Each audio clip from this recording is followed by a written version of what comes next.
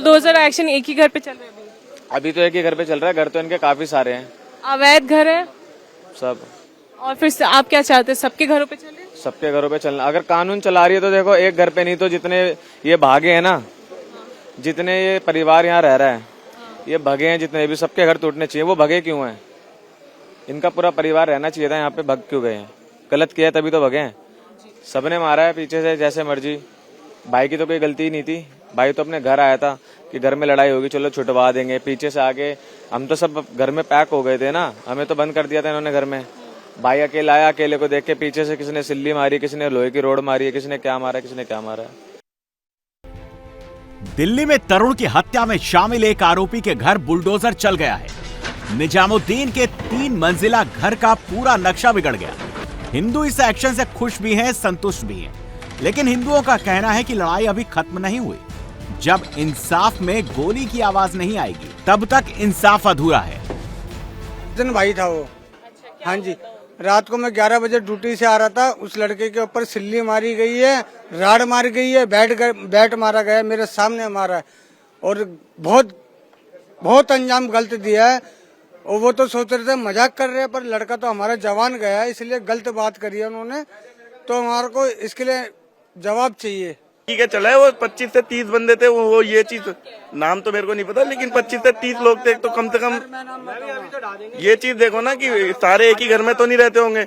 अब तुमने एक के उस पे कर दिया ना, या तो सबको पकड़ो, जो जितने लोग हैं उन सबको पकड़ो और भाई सबके ऊपर कार्रवाई करो। बेटी के सिर्फ 8 नाम बताए हैं। एनकाउंटर या एनकाउंटर नहीं करते, हमारे हवाले कर दो मैडम। कनेक्शन डोमेस्टिक है और कमर्शियल में यूज हो रहा है। अब हिंदू ऐसा क्यों कह रहा है, इसकी वजह इन तस्वीरों से समझिए। उत्तम नगर के जेजे कॉलोनी में भाईजान ने खून की होली खेली थी। मुस्लिम महिला से माफी मांगने के बावजूद हिंदुओं के घर में घुसकर हमला बोला गया, बुजुर्गों को पीटा गया। जब भाईजान का मन इतने में नहीं भरा तो रात को जब उस घर का चिराग होली खेलकर बाइक से आ रहा था, पहले से घात लगाकर बैठे 18 से 20 भाईजान की टोली ने गली में ही तरुण पर हमला कर दिया। लाठी, डंडों, बैट से पिटाई करने लगे। जब तरुण जमीन पर गिर गया तो पत्थर से भी मारा गया। अब पुलिस तरुण के हत्यारों की तलाश में जुट गई है। दिल्ली पुलिस के इस केस में 8 आरोपियों की गिरफ्तारी कर चुकी है। इसमें एक आरोपी नाबालिग भी है। जिन आरोपियों को पुलिस ने गिरफ्तार किया है उसमें उमरदीन, जुम्मादीन, मुश्ताक, कमरुद्दीन, मुजफ्फर, ताहिर और निजामुद्दीन है, जिसके अवैध निर्माण पर प्रशासन ने बुलडोजर चलाया। उमरदीन, जुम्मादीन और कमरुद्दीन सगे भाई हैं, जबकि अन्य उसके करीबी रिश्तेदार हैं। तरुण पर हुए हमले में 20 से ज्यादा आरोपियों के शामिल होने की बात कही जा रही है। वारदात के बाद से ही आरोपी ताला लगाकर घर से फरार हैं। महिला भी फरार है। अब उसके रिश्तेदार भी।